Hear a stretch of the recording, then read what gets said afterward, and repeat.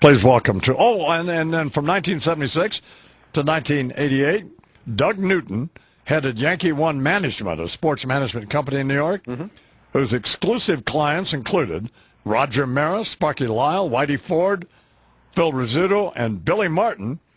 And, of course, he negotiated all of Billy's deals with the Yankees, plus all those commercials. Remember those Miller Lite commercials? Oh, absolutely, I do. Sure. That was Doug Newton. And he's been an enormous supporter from day one of the Imus Cattle Ranch for Kids with Cancer. He's a great guy. He's probably out there in Rancho Mirage, California, or somewhere. Please welcome to the program Doug Newton. Good morning, Mr. Newton. Good morning, man. How are you? I'm fine, baby. How are you? I'm good. Are you about in your fourth go-around out there? That's exactly what we're in. We had the fourth go-round rodeo yesterday. Well, good. You know, Billy had a few go-arounds with George, as you know, obviously, and I was 29 years old at the time that Billy was hired. He came to the Yankees. He signed a contract before I got with him for $72,000, which was a lot of money back then. And as soon as I got with him, it was actually through a mutual friend that we got together.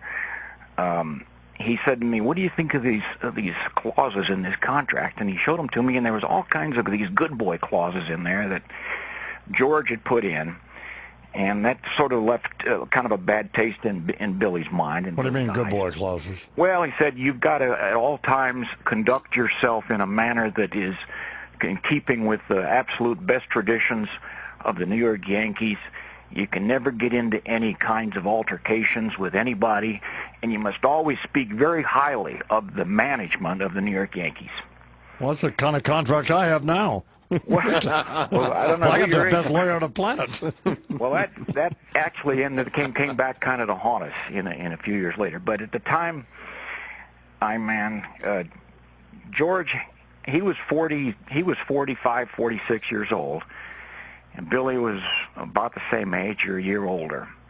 And working with those two guys, seeing those two guys at that age, I thought that they were probably never going to get along, never going to get together. They both had this really fiery instinct, fiery desire. They all had both had mule-headed personalities. Billy wanted to do a certain thing his way. George thought he knew the right way to do it. Yeah. I remember we always would have troubles around spring training time. George thought maybe, hey, you got to win these games. You've really got to. Billy didn't care about a spring training game. Sure. He said, we don't need to win this. This is ridiculous. George said, you got to have that momentum. We got to have that special drive going into the season. Billy thought the guy was nuts in that respect. And George thought Billy was all wrong, completely wrong himself.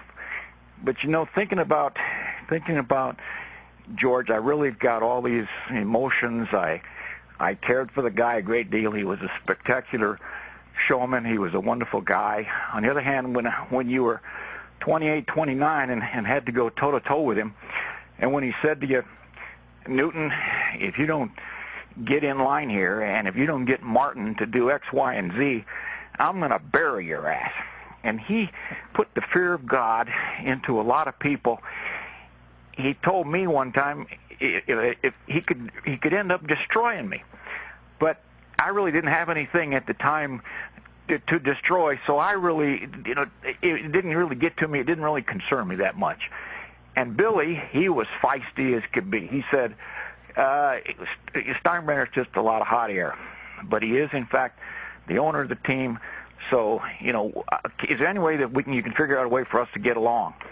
Well, we worked together for probably another year and a half, and it was constantly a problem with these two guys arguing with each other.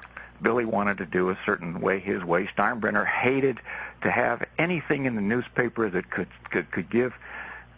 possibly look bad about George. And Billy, on the other hand, he was the same way. And both of them, the two of them, they kind of became so much impressed with and focused on what was written about him in the media that it ended up in many ways in the long run to their detriment. talking with Doug Newton, the owner of Billy Martin, said he and Billy Martin formed together. Billy Martin left that business in 1982 because she bought him out or something.